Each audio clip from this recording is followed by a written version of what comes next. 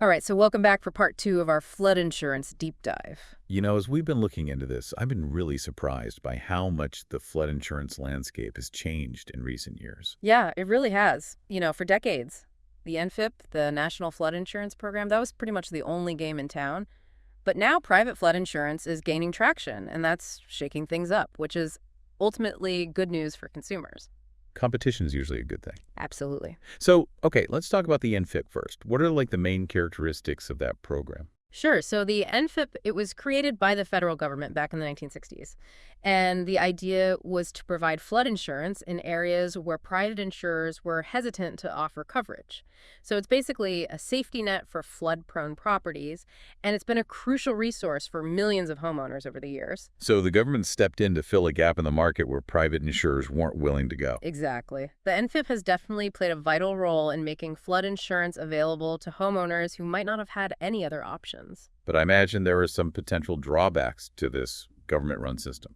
Yeah, you're right. Nothing's perfect. So what are some of the downsides of the NFIP? Well, one thing that often comes up is the issue of affordability. Because the NFIP was essentially a monopoly for so long, it didn't face the same competitive pressures as private insurers. And this lack of competition may have contributed to higher premiums for some homeowners. Interesting. So it's possible that some people have been overpaying for their flood insurance simply because they didn't have other choices. It's definitely a possibility, and that's where private flood insurance comes in. Private insurers are now entering the market, and they're offering competitive rates, which can potentially save you a lot of money. That's great for consumers. So if private insurance can be cheaper, why would anyone choose the NFIP? That's a good question. The NFIP does have some advantages, particularly for homeowners in high-risk flood zones.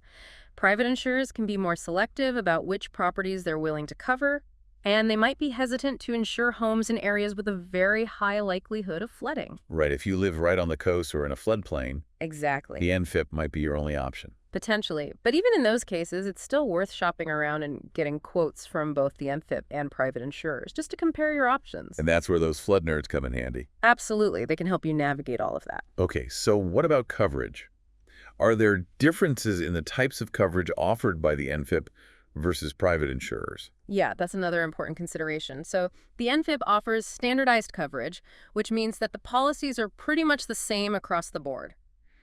Private insurers, on the other hand, have more flexibility to tailor coverage to your specific needs. So it's like choosing between a set menu and an a la carte menu at a restaurant. Exactly. With private insurance, you might be able to add coverage for things that aren't included in the standard NFIP policy. Or you might be able to customize your deductibles and coverage limits to better suit your budget and risk tolerance. So more customization, more flexibility. Exactly. It can be a great option for homeowners who want more control over their insurance. So, for example, if you've made improvements to your property to reduce your flood risk, some private insurers will take that into account when calculating your premiums. That's right. For example, if you've elevated your home or installed flood vents, some private insurers will factor those improvements in and potentially offer you lower rates. Okay, so it sounds like private insurance offers more flexibility and potentially lower prices. Are there any downsides to going private? Yeah, there are a few things to keep in mind. One is that private insurers might be more likely to raise premiums over time or even cancel your policy if they deem your risk to be too high. The NFIP, on the other hand, is generally more stable and predictable, even if it might cost a bit more upfront. So it's a trade-off between potential cost savings and peace of mind. Exactly. And that's why it's so important to carefully consider your options and weigh the pros and cons of each approach. Now, you mentioned something earlier about Lloyd's of London flood insurance policies. What are those exactly, and how do they fit into the picture? That's a great question. So Lloyd's of London, it's a bit different from traditional insurance companies. It's actually an insurance marketplace where syndicates, which are groups of individuals or businesses, pool their resources to underwrite insurance risks. Okay, so it's like a collective of insurance experts who specialize in covering unique or complex risks. That's a good way to put it. And they're known for taking on risks that other insurers might shy away from. So if you have a historic home or a property with unusual features, Lloyd's might be worth considering. But wouldn't that be, like, incredibly expensive? It can be, but not always. Lloyd's policies are priced based on the specific risks being covered, so it really depends on the situation. And you know who might be able to help you figure that out? The flood nerds. The flood nerds, exactly. They often have expertise in navigating the world of Lloyd's and can help you determine if it's a viable option for your needs. This is all starting to make more sense now. So we've got the NFIP, private flood insurance, and even Lloyd's of London. How can someone possibly figure out which path is right for them? I know it can feel overwhelming, but that's why it's so crucial to have a trusted advisor, someone who can help you sort through the options and make informed decisions. Like a flood nerd. Exactly. Their expertise can save you a lot of time, money, and potential headaches. So they can help you compare quotes from different providers, identify any discounts or credits you might be eligible for, and make sure you're getting the right coverage for your specific situation. Okay, so we've talked about the NFIP private flood insurance and even touched on Lloyd's of London.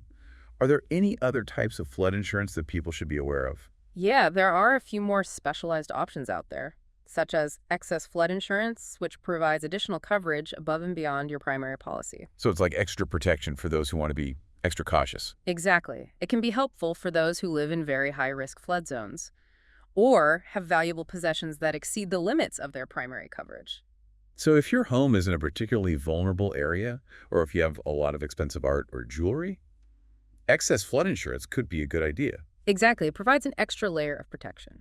Okay, so to recap, we have the NFIP, private flood insurance Lloyd's of London, and excess flood insurance. That's a lot to consider. It is, and the best choice for you will depend on your individual circumstances, including your location, property value, and risk tolerance.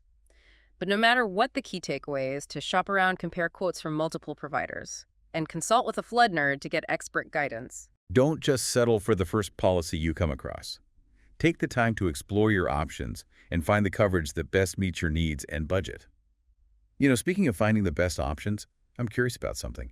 This research mentions that sometimes those flood nerds can actually get the government policy, meaning the NFIP policy for less. How is that even possible? Isn't the NFIP pricing standardized? That's a great question. So while it's true that the NFIP has set rates, there are still some ways to potentially lower your premiums.